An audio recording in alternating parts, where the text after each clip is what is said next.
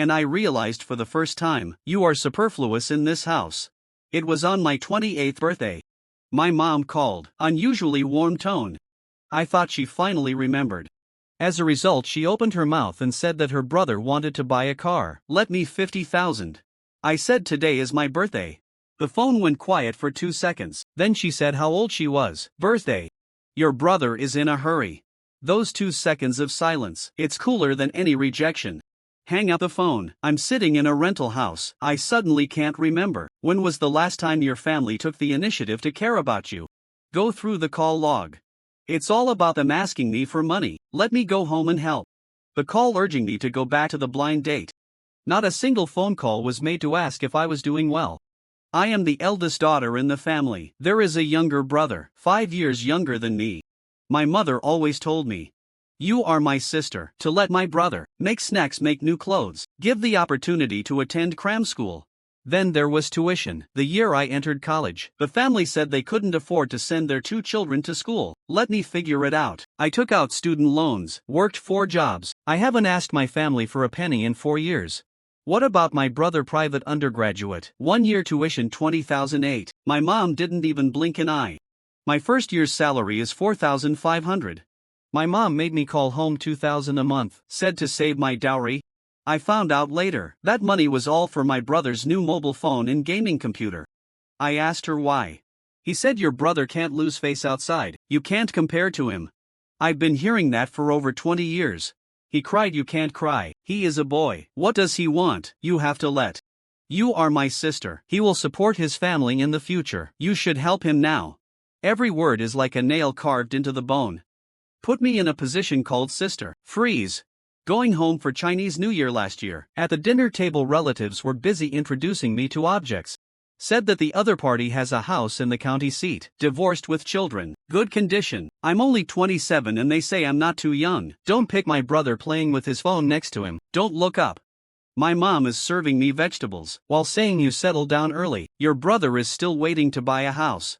That's so natural. Naturally, no one at the table felt wrong. I hold the bowl. Suddenly I feel that the food in my mouth is full of bitterness. That night, I lay in the room where I slept from childhood to adulthood. There are still certificates of awards from junior high school on the wall. The edges and corners are rolled up. Next door, my mom is videotaping with my brother. The voice came clearly.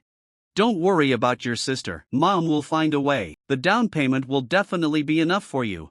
He said enough, not help. It's like it's my duty, my mission. The whole point of my existence in this family. I suddenly remembered a lot of things.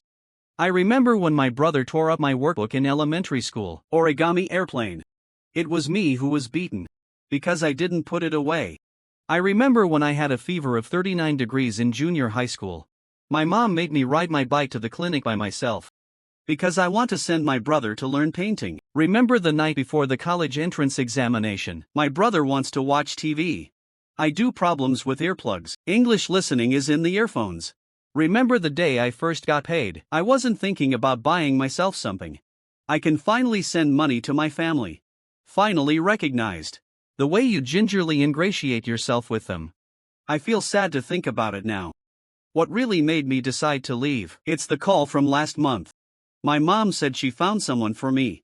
The other party is willing to $280,000 bride price, just enough for the down payment on my brother's house.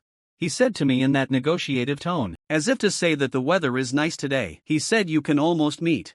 People don't dislike that you are old. I said I didn't want to. His voice changed immediately. Say you're that age. What else to choose?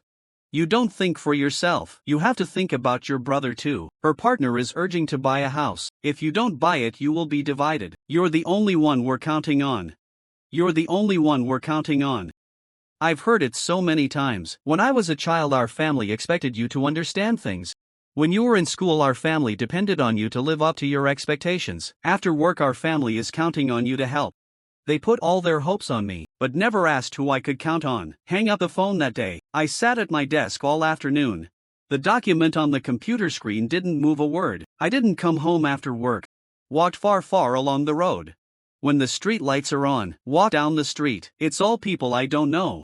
The wind is so strong that my eyes are sore, but somewhere in my heart unexpectedly calmed down. like a pool of water that has been stirred for too long, finally sank to the bottom. I take out my phone, sent a long message to my mom. I said, "Mom, I'm not going back on blind dates. I won't send money back in the future. My brother's house, let him figure it out. I've helped enough." And I turned it off. That night, I had the best sleep in 3 years. What happened next wasn't easy. My mom made countless calls, sent hundreds of voices, from crying to scolding to begging. Use all the tricks that can be used.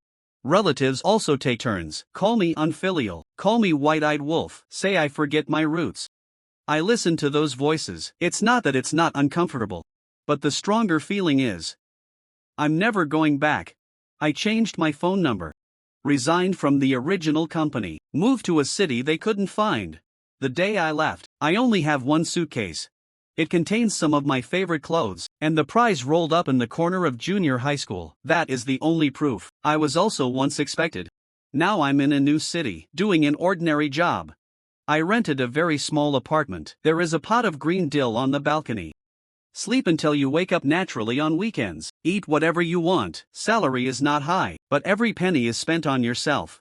I still feel sad occasionally, especially when I see my colleagues calling my mother when acting spoiled. I would think, it turns out that the normal mother-daughter relationship is like this. But I never cried in the middle of the night again. Someone asked me if I regret it. I want to say no regrets. But it would be more accurate to say, I finally learned to love myself. There are indeed bloodlines that cannot be selected in this world, but there is no harm that must be endured. Some families are harbors, some homes are swamps. And the child in the swamp, the only thing that can be done, just swim out. I'm not running away from my family.